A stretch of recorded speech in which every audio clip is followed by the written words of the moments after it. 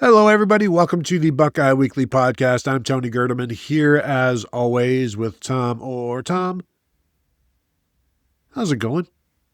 Tony, I just realized just as you hit record, before we started, just grabbed a hat on my desk, and it is a Rose Bowl hat, which is maybe triggering to some UCLA fans this week, so I apologize.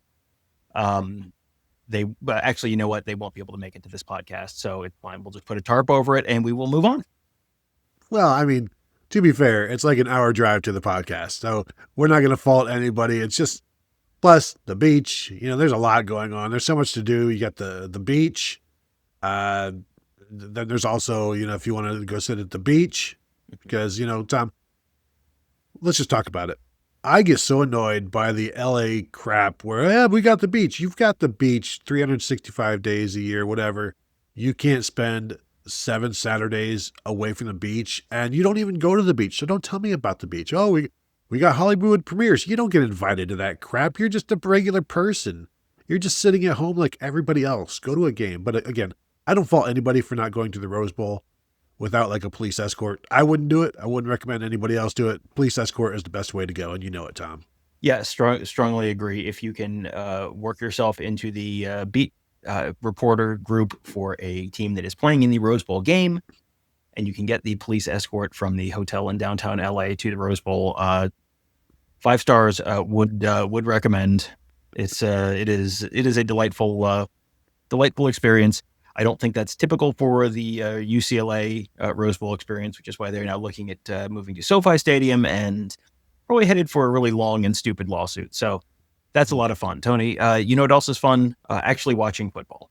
Oh, Tom, there's so much to talk about off the field. I mean, don't you just love the off the field stuff with all of the money and the clauses and the legalese? But no, let us talk about football, as Ohio State down to 3 regular season games remaining, and this one being the last night game of the regular season. We can say that because the Rutgers game next week will be either a 12 or a 1 or a 3:30, probably 12 or 3:30.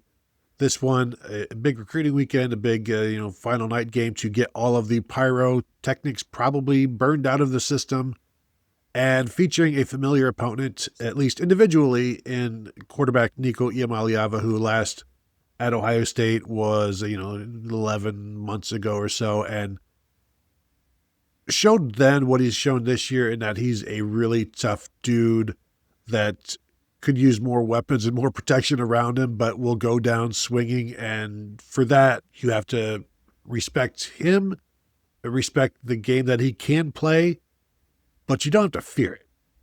No, he's talented and he is dangerous on the ground, and he actually leads them in yards per carry with of the guys that have more than 2 carries a game. He leads them in yards per carry. He leads them in touchdowns on the ground. But the supporting cast just isn't great anywhere. He's fine, but his touchdown to interception ratio 12-7. His yards per attempt is 6.4. None of that is good. That's all kind of, you're probably, without looking it up, he's probably 10th to 12th in the Big Ten in a whole bunch of passing categories. He's not terrible, but he's just kind of, the passing offense is just okay. And when your quarterback is your leading rusher in terms of yards per attempt and in terms of touchdown, your running game is probably just okay. And he's, he in and of himself, he's the kind of quarterback that would probably on a lot of teams be able to win 9-10 games. He helped get Tennessee to the college football playoff last year. The supporting cast, though, this is a UCLA team that is right now in a very, very transitional state. And, you can tell that because they have an interim head coach. That's one real tip off there. But, Deshaun Foster came in after Chip Kelly left, and he just kind of got thrown in there, and it was a weird spot in the calendar. He didn't get thrown into a great situation, and he didn't do any wonderful things with that situation that he got thrown into. And, now Tim Skipper's in there. Man, I like Tim Skipper a lot. Like, he has done a really respectable job as a interim at Fresno State last year, as an interim at UCLA this year. This was a UCLA team we were talking about after Foster got fired as a potential winless season. And then they go out and they win 3 in a row. They get killed by Indiana, but lots of people get killed by Indiana. And then they had a very, very respectable showing against Nebraska last week. This is a mid-level Big Ten team that, if you look at some of the stats, it feels like they're 15th in a lot in the Big Ten, and I think a lot of that is just hangover from the first 4 games of the season. You mentioned his skill as an interim head coach. My advice is for Luke Fickell not to hire him in the offseason. Nico has been talked about for a long time, the NIL stuff and, a top prospect. And you look at his numbers, he hasn't hit, he's hit 200 yards passing in just one Big Ten game this year. And that was their last win against Maryland a few weeks ago. He was 21 of 35 for 221 in that one. Last week in the comeback against UCLA or against Nebraska, 17 of 25 for 191 yards, 2 touchdowns. The 2 games prior to that threw 2 interceptions in each game, including the one against Indiana where they held him to 48% completion percentage, 113 yards passing with no touchdowns and 2 interceptions. And that Indiana game is kind of maybe the baseline or the sets some expectations for maybe what Ohio State would do.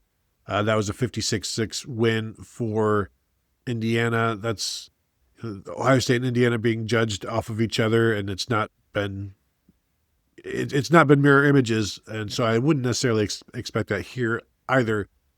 But I do expect the passing game to be an issue for UCLA. They don't have big play guys. They've just got a bunch of guys, and I think they've got 2 receptions of 40 yards or more this season and none over 50. They've got 5 of 30, and both of those numbers are like the lowest in the Big Ten. So this is not a big play group of receivers, and I feel like Ohio State's secondary will be well suited for that, and they'll get after Nico, and the defensive line will. And I think the most entertaining matchup, Tom, that I'm looking forward to is Arvell Reese as the spy. Mm-hmm. Hanging out, and not just as the spy, but Arvell Reese in the pass rush, but also as a spy, waiting for Nico to pop out somewhere and then go clean him up. Yeah, Edric Houston on Wednesday night was asked about Nico and having faced him last year in the college football playoff, and does that sort of help them? And he said, well, sort of who he is, but obviously he's improved quite a bit over the last year, and he's a different system, so it's not exactly the same thing. And, and then someone asked him sort of what they were planning on doing. He's like, well, I can't give you the game plan. And then sort of talked around the word contain. And that feels like that's going to be pretty clearly the game plan. Just don't let him get out and beat you with his legs. Make him try and beat you with his arm. Because he has an arm. He's reasonably accurate. He's not pinpoint, but he's got a reasonably accurate arm and a reasonably strong arm and makes reasonably good decisions. But the talent around him is just not really there for him to be able to really, really hurt you, especially with a secondary as good as Ohio State's. So he's probably, if you can contain him and not let him get out, then you're forcing him to probably throw into some tight windows, and then you're looking potentially at some turnovers. Yeah, tipping some balls up in the air and stuff like that. They'll scramble out and maybe throw back across his body, and maybe you'll see a Sonny Styles jump up in and grab something. The running game is not much better. They'll play 3-4 running backs and try to find the hot hand in there and maybe go with that. But when your leading rusher is your quarterback, that's not always great, and especially when he takes the hits that he does. The one familiar name in that group is Jalen Berger, who is now at his 3rd Big Ten school. Been to Wisconsin, been to Michigan State, and now at UCLA for the past couple of years. He played way back in 2020, Tom, rushed for 300 yards as a true freshman back then, or I assume a true freshman. May have been a redshirt freshman. Who knows? The years go by. But there's nothing to fear really either with the running game. You say this about a lot of the offense. They're just guys, and no disrespect, but there's, again, not a lot to fear here. Just do your job, tackle the ball, play your gap. There's no Rondale Moore, there's no Katron Allen where you've got to do something extra. There's nothing extra that you need to do except for maybe just keeping an eye on Nico. He's the only guy where you're you put a star to his name. We need to be aware of him. I don't think there's anybody else like that on the offense. No, there's no one else that you're looking at and saying, don't let this guy beat you. There's a bunch of okay, but no real standouts. While you were talking, I was looking at Jalen Berger's career, and yes, he started at Wisconsin in 2020. That was his true freshman season. I was looking at some of the names that he played with, and it's Chase Wolf and Graham Mertz were the quarterbacks on a team. He was on a team. Ohio State fans will remember this name, Danny Davis, who was a wide receiver out of Ohio. Who feels like he was a 2017 true freshman, and he was on that team. So yeah, this is one of these things where it's like Jesse Orozco somehow played with someone who played with someone who retired in 2017 and someone who retired in like 1950. Jalen Berger's career has spanned quite a stretch of time.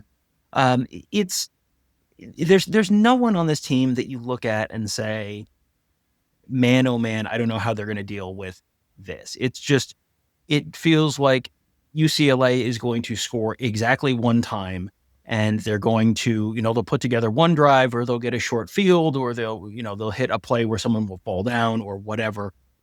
I don't see UCLA being able to sustain a bunch of, 10 play, 75-yard touchdown drive, even 10 play, 60-yard drive that ends in a field goal.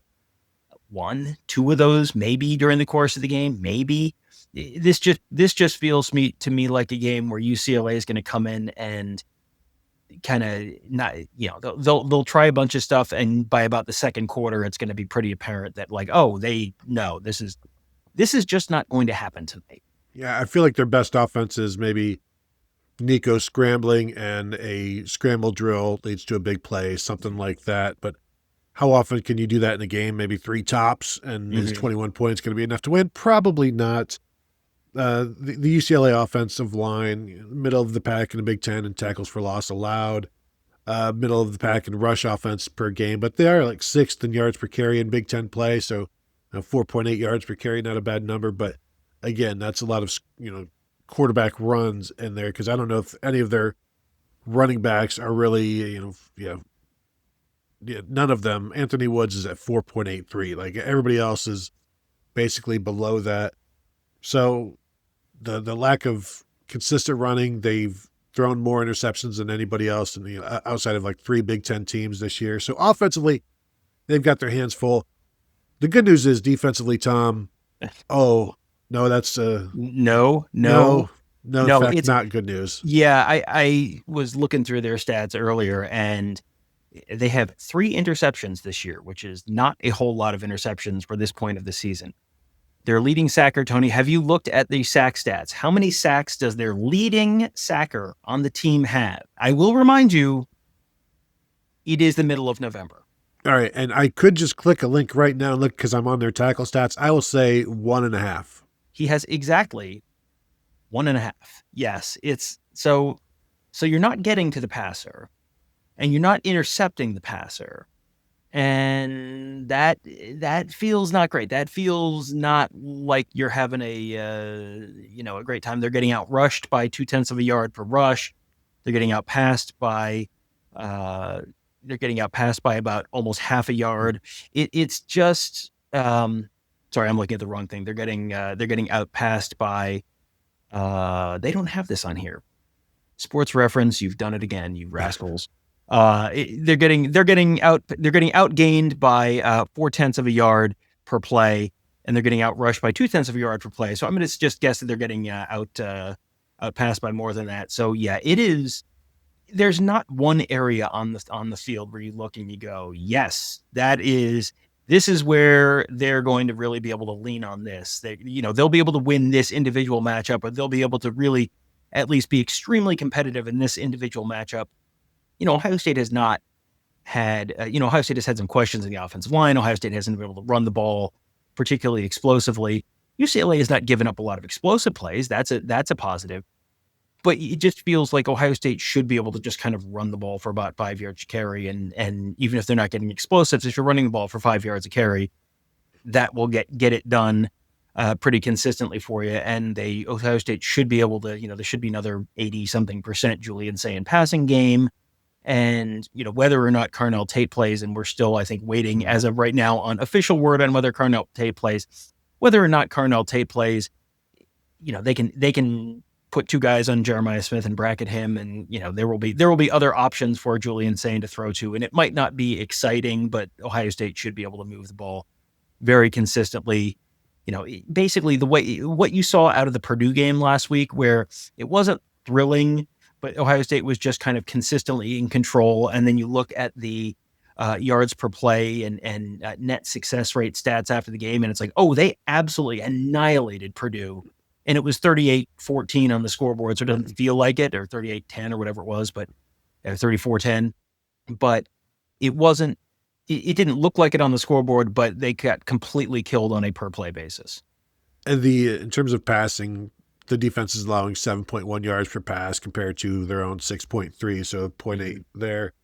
Last week against Nebraska freshman quarterback TJ Lateef completed 13 of 15 passes for 86.7% completions and 3 touchdowns in the 28-20 win. So I don't know if a true freshman can do that against UCLA, but Indiana was 19 of 29 passing, not great. Maryland 23 of 48 with their own true freshman quarterback.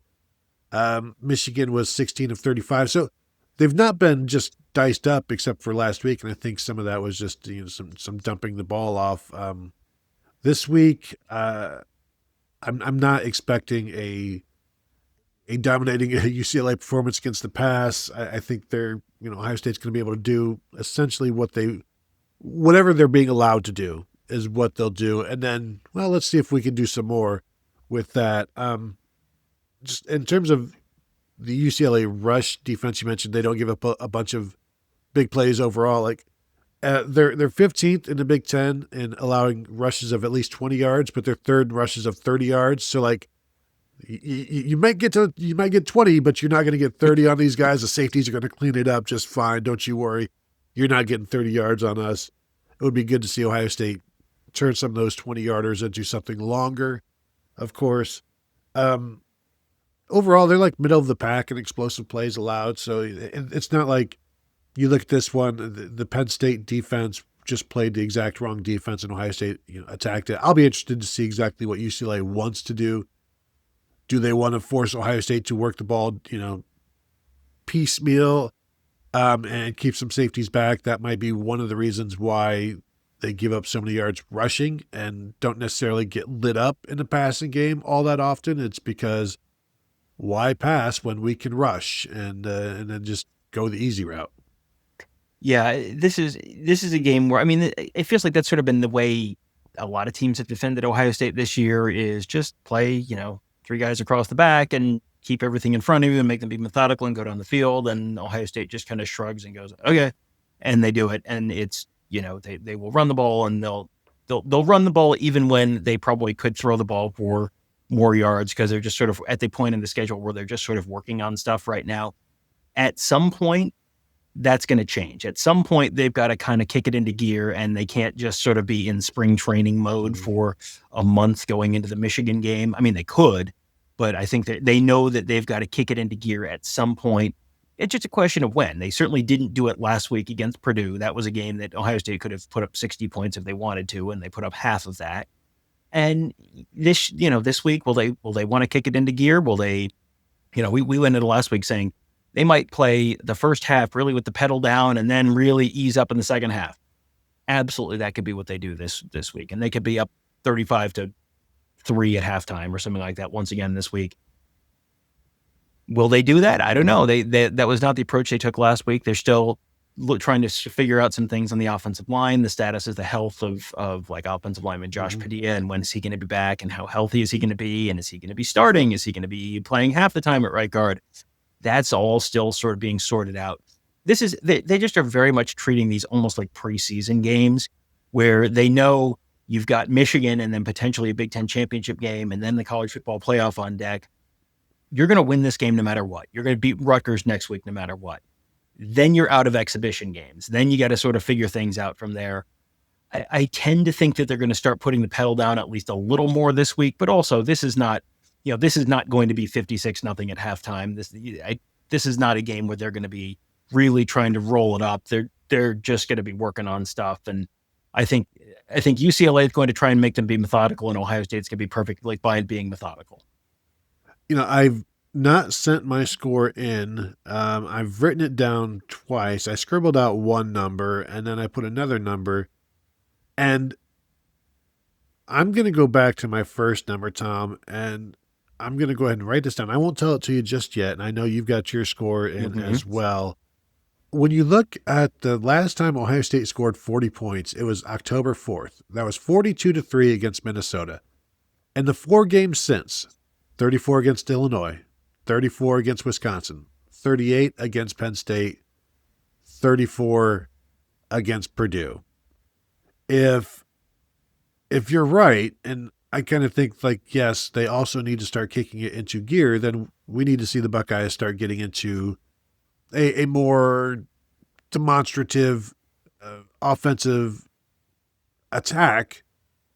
But none of these games were ever in doubt, and like these are all plenty of points. But I'm gonna go, Tom. I'm just gonna go tell you right now. I'm gonna say 4. Are you having trouble reading your own writing? No, I'm gonna scribble this.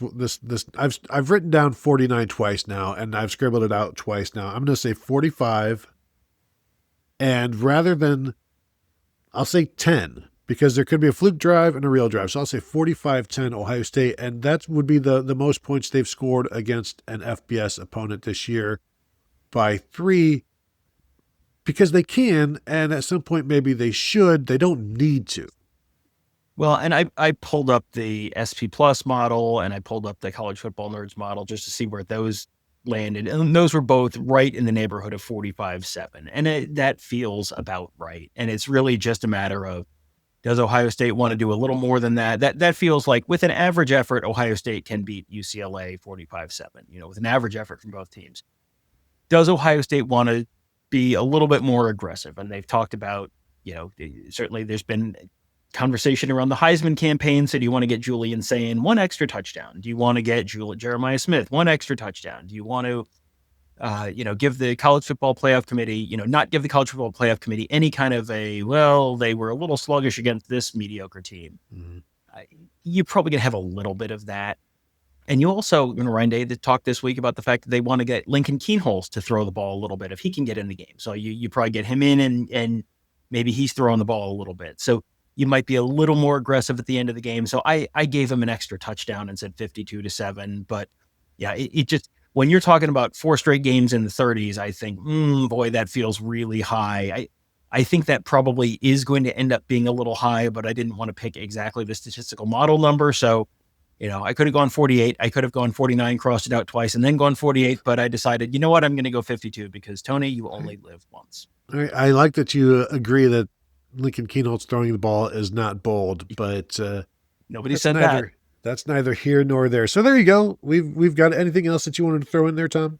Nope. Just should be a delightful. I have not looked at the forecast. What is the updated forecast for this game? Have you looked? Again, it's just like rain. It's supposed to be warmer, but I don't know if it's actually supposed to rain or not. It was snowing earlier in the week, and it was like the real field temperature was 17 degrees on Monday. So 60 degrees and rainy, I'm not going to complain about if that's what it is. Showers in the evening, then partly cloudy overnight. But, I don't know exactly. And that's, 50% chance right now, low of 39. Yeah, so, but it's going to be 65 in the day. Yeah, it's going to be in the 50s, and so maybe a little bit of rain. So yeah, I mean the weather shouldn't really be a factor. If it's just rain showers, that shouldn't impact things too much. It would be nice to stay completely dry because I am down on the field there for a few minutes. But so there you go. Thank you all for tuning in for our preview show. We always appreciate that. If you're watching on YouTube, go ahead and throw up a thumbs up and subscribe. Hit the bell to be notified when we drop other shows as well. And of course, you can continue to find us, the Buckeye Weekly Podcast, on all of your podcast platforms of choice. And of course, Tom's Buckeyes Tomorrow Morning as well. Just search it, you'll find it. Subscribe to them both if you have not yet done so. So that will do it for us. Thank you all for tuning in, and we will talk to you all later.